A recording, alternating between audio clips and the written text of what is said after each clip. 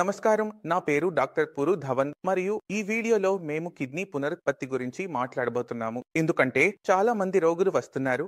Doctor sahab, మేము వినాము ఆయుర్వేదంలో kidney పునరుత్పత్తి అవుతుంది అని. కానీ నేను పేషెంట్ ముందు ఇది మళ్ళీ వివరించాల్సిన అవసరం లేదు. కిడ్నీ పునరుత్పత్తి చేయదు, కిడ్నీ పునరుద్ధరించబడుతుంది. అప్పుడు పునరుత్పత్తి మరియు పునరుద్ధరణలో ఏమి వ్యత్యాసం ఉంది, దాన్ని మనం అర్థం చేసుకోవడానికి ప్రయత్నిస్తాము మరియు ప్రారంభం చేస్తాము. అన్ని పునరుత్పత్తి అంటే పునరుత్పత్తి కావడం అంటే ఏదైనా వస్తువు చనిపోయినట్లయితే దాన్ని మళ్ళీ జీవితం పొందడం. అందువల్ల పునరుత్పత్తి మనకు ప్రాణి రాజ్యంలో అనేక చోట్ల కనిపిస్తుంది. చిలికి చీమల పుంగవం కట్ అయితే అది పునరుత్పత్తి అవుతుంది, కానీ పూర్తిగా కాదు. కేవలం పుంగవం మాత్రమే. కానీ దాని చేతిని కట్ చేస్తే, కాలు కట్ చేస్తే అది పునరుత్పత్తి అవుతుందా? ఇప్పుడు మీరు ఆలోచించాలి. నేను దీనికి సమాధానం ఇవ్వను. రెండవది, మన శరీరంలో లివర్ను చూడటం. ఎవరైనా కారణంగా వారి లివర్ను కత్తిరించి తీసివేస్తే వారి లివర్ మళ్లీ పునరుత్పత్తి అవుతుంది. కాబట్టి మన లివర్కు పునరుత్పత్తి శక్తి ఉంది. ఇప్పుడు ప్రశ్న ఇది, ఇలాంటి శక్తి మన కిడ్నీకి కూడా ఉందా? సమాధానం లేదు.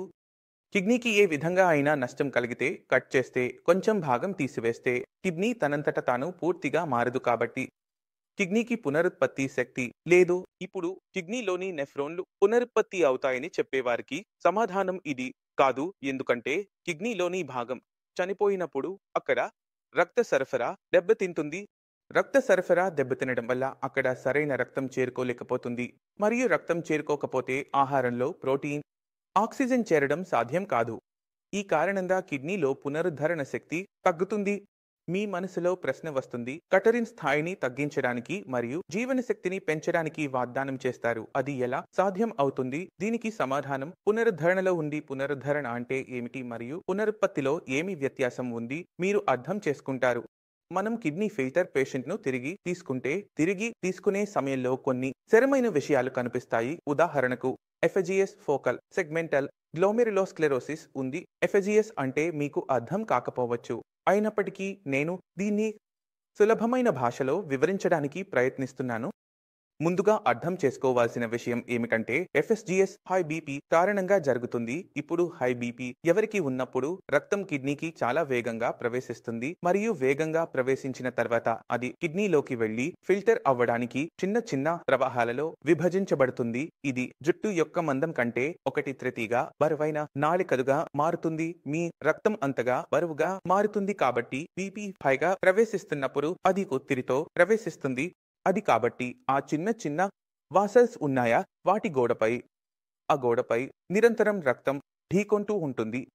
హార్ట్బీట్ కేసుతో ఏమి జరుగుతుందంటే పునరావృతంగా ఢీకొనడం వల్ల ఈ నిర్మాణం అంటే దాని గోడ కఠినంగా మారుతుంది. దీనిని మేము ఇలా అంటాము స్క్లెరోవెజోధోనా, అంటే దాని స్కోరు అంటే అది కఠినంగా మారడం. ఇప్పుడు అది చిన్నపై పూర్తిగా బరువైన నాళం. అది కఠినంగా మారితే దాని లోపల ఉన్న మార్గం మరింత చిన్నదిగా మారుతుంది. అది లోపల ఉన్న మార్గం మరియు చిన్నగా ఉండటం అంటే రక్తం అందులోనే ప్రవహించగలదు. ఎందుకంటే అది మొదటగా జుట్టు యొక్క మందం కంటే 1/3 భాగం మాత్రమే ఉంది. ఈ కారణంగా అక్కడ మనకు చిన్న ప్రాంతాలు కనిపిస్తాయి. ఫోకల్ ప్రాంతాలలో కూడా ఇలాంటి ప్రాంతాలు కనిపిస్తాయి.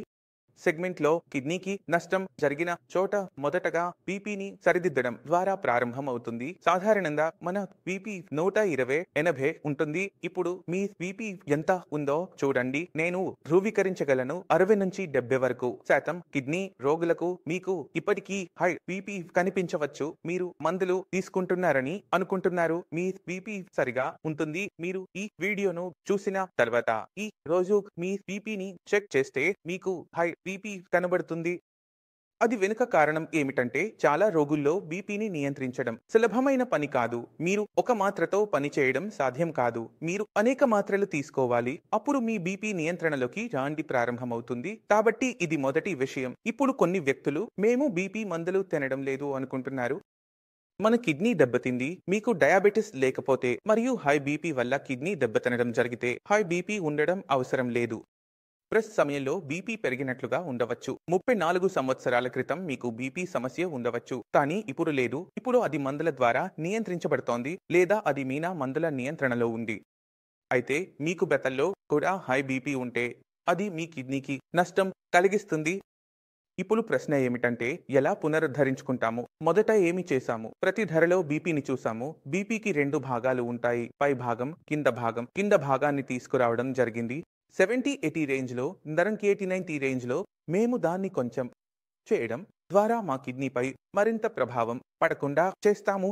బీపీ గురించి మేము మొదటగా ఈ పని చేశాము. ఇప్పుడు రెండవ పని ఏమిటి అనేది అర్థం చేసుకోవాలి. మేము బయోప్సీ చేయించేటప్పుడు బయోప్సీలో 2 ప్రాంతాలు ఉంటాయి. ఒకటి స్కరోజ్ రియా అంటే కఠినమైనది. 2 ఇన్ఫ్లేమ్డ్ అంటే కిడ్నీలో వాపు ఉంటుంది. ఇది మీకు కనిపించదు. మీకు నొప్పి కూడా ఉండవచ్చు. కానీ కిడ్నీ లోపల ప్రెషర్ పడుతున్న ప్రాంతం ఇన్ఫ్లేమ్డ్ అవుతుంది. కాబట్టి మేము ఆ ఇన్ఫ్లేమేషన్ ను తొలగించాలి. అంటే కిడ్నీ లోపల ఉన్న భాగం బీమారిగా ఉన్నా కానీ జీవితం ఉన్నది. మేము దాన్ని పునరుద్ధరించవచ్చు. మరిపోయిన లేదా డెడ్ అయిన ప్రాంతాన్ని పునరుద్ధరించడం అసాధ్యం, లేదా అది సాధ్యం అయితే దాని అవకాశాలు తక్కువగా ఉంటాయి. అంటే మేము మరణించే ప్రాంతాన్ని, అంటే మరణించని కానీ ఇన్ఫ్లేమ్డ్ అయిన ప్రాంతాన్ని పునరుద్ధరించినప్పుడు కేట్లైన్ లెవెల్ చాలా బాగా తగ్గుతుంది. మీరు ఇప్పుడు చూడవచ్చు. ఈ రోజు మనతో ఉన్న ఒక రోగి పేరు అమర్జిత్ యాదవ్. అమర్జిత్ యాదవ్ దివాలీలో నివసిస్తున్నారు మరియు గత 6 రోజులుగా ఆయన చికిత్స పొందుతున్నారు. ఏ స్థాయి ఉంది, తర్వాత ఏమైంది అనేది నేను చెప్తాను. కానీ ముందుగా నేను మీకు అర్థం చేసుకుంటాను. అమర్జిత్ యాదవ్ కిడ్నీతో నిజంగా ఏమైంది అంటే మేము స్థాయి 9 వరకు చేరుకున్నాము. అక్కడ డాక్టర్ డయాలిసిస్ కోసం తెరిచారు.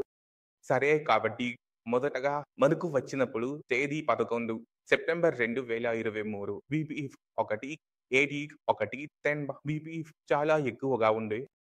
బీపీ చాలా ఎక్కువగా ఉన్నప్పుడు రక్తం కిడ్నీకి చాలా వేగంగా ప్రవేశిస్తుంది మరియు కిడ్నీ లోపల రక్తం సరఫరా చేసే రక్తం మన జుట్టు యొక్క మందం కంటే 1 హాయిగా బరువుగా ఉంటుంది. ఇప్పుడు బీపీ పెరుగుతున్నప్పుడు కిడ్నీలోని అత్యంత పెద్ద నష్టం ఎక్కడ జరుగుతుందో ఆలోచించండి. అది కిడ్నీకి వెళ్లే రక్త సరఫరా. అది చెడు కావడం ప్రారంభమవుతుంది. ఇది ప్రెషర్ పెరిగినప్పుడు మరియు అది కఠినంగా మారడం ప్రారంభిస్తే. కఠినంగా మారడం అంటే పెన్లో ఒకటి చిన్నది కనిపించడం. అవును, కానీ ఇది గేరా యొక్క బరువు తగ్గడం. ఇప్పుడు ఎంత పొడవుగా ఉంటే అంతే సరిపోతుంది. అంత తక్కువగా పూర్తిగా లోపలికి వెళ్లుతుంది. ఎంత తక్కువగా పూర్తిగా లోపలికి వెళ్లుతుంది ఆక్సిజన్ మరియు అది పగిలితే దానివల్ల ఏమి నష్టం జరుగుతుందంటే కిడ్నీ కఠినంగా మారడం ప్రారంభమవుతుంది మరియు అదే మీతో జరిగింది. ఇప్పుడు మేము వీరికిస్లో మొదటిగా ఏమి చేశామో చూద్దాం. మేము మొదటగా బీపీ నిర్వహణ చేశాము. ఇప్పుడు బీపీ ఎంత వస్తుందో ఇప్పుడు బీపీ బాగుంది. మేము నార్మల్ చేసినప్పుడు కిడ్నీ చెడుతున్న కారణాన్ని మేము తొలగించాము. బీపీ కారణంగా ఇప్పుడు కొత్త నష్టం జరగడం లేదు. కొత్త నష్టం ఆగిన తర్వాతే పునరుద్ధరణ ప్రారంభమవుతుంది. ఈ కారణంగా సెప్టెంబర్లో మీ స్థాయి 9గా ఉంది. మరింత చెప్పాలా? ఇప్పుడు నా 4.5 4 ఇప్పుడు మీరు ఆలోచిస్తున్నారు 9 నుండి 4 నార్మల్ ఎందుకు కాలేదు? ఈ నెల 4.7 కిడ్నీ అంతర్గతంగా చనిపోయింది. అది ఎలాంటి ధరకు అయినా జీవించదు. కిడ్నీకి సంబంధించిన భాగం అనారోగ్యంగా ఉన్నప్పుడు లేదా చనిపోతున్నప్పుడు మేము దాన్ని కాపాడవచ్చు, అనారోగ్యాన్ని సరిచేయవచ్చు, కానీ చనిపోయినది పునరుద్ధరించలేము. ఈ కారణంగా మన లెవెల్ 9 10 వద్ద నుంచి 4.5 వరకు దిగువకు వచ్చింది మరియు ఇది ఇప్పుడు నెమ్మదిగా దిగువకు వెళ్తుంది. కాబట్టి మీరు స్వయంగా చూశారు. మనం సరైన విధంగా పనిచేస్తే మనం కిడ్నీ పనితీరును పునరుద్ధరించగలము. కాబట్టి ఇది ఆ ప్రారంభం. ఇక్కడ మన కిడ్నీ మరింత దెబ్బతినడం ఆగుతుంది. కాబట్టి ఈ రోజు మీరు కిడ్నీ ఫంక్షన్ను పునరుద్ధరించడం మరియు కిడ్నీని పునరుత్పత్తి చేయడం వేరు అని మోటా అర్థం చేసుకున్నారు. కిడ్నీ పునరుజ్జీవనం ఇప్పటివరకు వైద్యంగా డాక్యుమెంటెడ్ కాదు. ఎవరైనా కిడ్నీని పునరుజ్జీవించబడుతున్నట్లు చూడలేదు. కాబట్టి మీరు నేడు నాకు అనిపించింది నా కిడ్నీ పునరుజ్జీవితం అవుతుంది. అది తప్పు. మీరు మీ కిడ్నీ పనితీరు పునరుద్ధరించవచ్చు. కిడ్నీకి తన పనిని పెంచుకునే సామర్థ్యం ఉందా? ఉదాహరణకు, ఒకరు ఒక కిడ్నీని ఇచ్చినప్పుడు 2 కిడ్నీలలో ఒక కిడ్నీ మాత్రమే ఉన్నప్పుడు దాని కష్ట స్థాయి పెరగాలి. కానీ అలా జరగడం లేదు. కిడ్నీ తన పని చేసే సామర్థ్యాన్ని పెంచుకుంటుంది. తన శ్వాసను చాలా ఎక్కువగా పెంచకుండా కిడ్నీలో నెఫ్రోన్స్ సంఖ్య పెరగదు. కానీ అది ఇంకా తన పని సామర్థ్యాన్ని పెంచుకుంటుంది. అది కిడ్నీ ఫెయిల్ అయిన ప్రతి రోగికి మేము చేస్తున్న పని అంటే కిడ్నీకి ఉన్న పనితీరు సామర్థ్యాన్ని పెంచడం. దీని ద్వారా శరీరంలో ఉన్న కట్ని యూరియా శరీరానికి బయటకు వెళ్ళాలి, కిడ్నీ స్థాయి తగ్గాలి మరియు G5 స్థాయి పెరగాలి. ఈ విధంగా కిడ్నీ పునరుద్ధరించబడుతుంది. కిడ్నీ యొక్క ఫంక్షన్ పునరుత్పత్తి కాదు. నేను మళ్ళీ చెబుతున్నాను, ఎందుకంటే రోగులు ముందుకు వెళ్తారు. డాక్టర్ సాహబ్, నేను మీ గురించి విన్నాను మీరు అంటున్నారు, కారణం ఎప్పుడూ పునరుత్పత్తి గురించి మాట్లాడదు. నేను ఎప్పుడూ రికవరీ గురించి మాట్లాడుతాను. కిడ్నీ పనితీరు రికవర్ చేయబడవచ్చు, స్థాయిని తగ్గించవచ్చు, జీవితం పెంచవచ్చు, కానీ పునరుజ్జీవనం అనే పదం వర్తించదు. ఈ వీడియో ద్వారా చాలా విషయాలు అర్థం చేసుకున్నారని ఆశిస్తున్నాను. అయినప్పటికీ మీ మనసులో సందేహాలు ఉంటే, ఏదైనా అడగాలనుకుంటే నన్ను కలవడానికి వచ్చి మాట్లాడవచ్చు. జట్టు ఉంది, వారితో కూడా మాట్లాడవచ్చు. మీతో కలిసి వెళ్ళాలని కోరుకుంటున్నాను. మళ్ళీ కలుద్దాం తదుపరి వీడియోలో. నమస్కారం.